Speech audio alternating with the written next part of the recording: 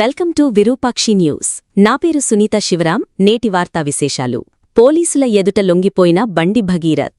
పేట్ బషీరాబాద్లో నమోదైన పోక్సో కేసుకు సంబంధించి బండి భగీరథ్ పోలీసుల ఎదుట లొంగిపోయారు. శనివారం రాత్రి అడ్వకేట్ల సమక్షంలో కుటుంబ సభ్యులు ఆయనను పోలీసులకు అప్పగించారు. అనంతరం పోలీసులు ఆయనను అదుపులోకి తీసుకొని కోర్టులో హాజరుపరిచేందుకు ఏర్పాట్లు చేస్తున్నట్లు సమాచారం. ఈ సందర్భంగా బండి సంజయ్ మాట్లాడుతూ, చట్టంపై గౌరవంతోనే తమ కుమారుడిని పోలీసులకు అప్పగించామని తెలిపారు. తన కుమారులు ఎలాంటి తప్పు చేయలేదని చెబుతున్నాడని, ఆధారాలను సమర్పించేందుకు కొంత సమయం పట్టిందని పేర్కొన్నారు. న్యాయ వ్యవస్థపై పూర్తి నమ్మకముందని, చట్టం ముందు అందరూ సమానమేనని ఆయనన్నారు.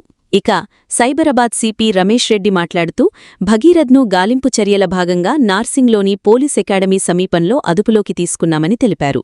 అనంతరం ఆయనను పేట్ బషీరాబాద్ పోలీస్ స్టేషన్కు తరలించినట్లు వెల్లడించారు. మరోవైపు ఈ కేసులో కీలక పరిణామం చోటు చేసుకుంది. బాధిత బాలిక మేడ్చల్ కోర్టులో మెజిస్ట్రేట్ ఎదుట వాంగ్మూలమిచ్చింది. బాలిక తల్లిదండ్రుల వాంగ్మూలాలను కూడా కోర్టు నమోదు చేసింది.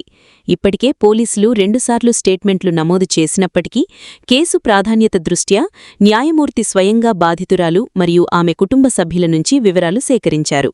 ఈ తాజా వాంగ్మూలాలు కేసు దర్యాప్తులో కీలకంగా మారే అవకాశముందని, వాటి ఆధారంగా విచారణ మరింత వేగంగా కొనసాగనున్నట్లు తెలుస్తోంది.